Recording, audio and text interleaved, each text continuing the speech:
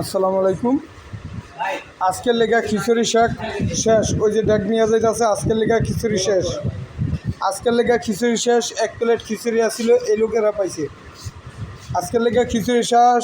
আগামীকালকে সকাল 7:30 আয়া খিচুড়ি পাবেন, আল্লাহ যদি হায়াতে বাঁচার। আগামীকাল সকাল 7:30 থেকে শুরু হবে। এখন ঝালমুড়ি, ছোলা বুট আর হালিম আছে।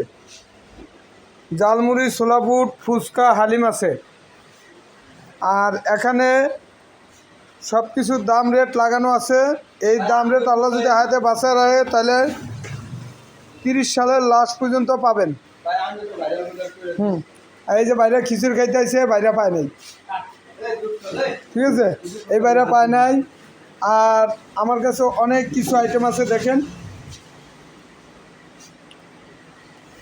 ইলিশ মাছও বেশি।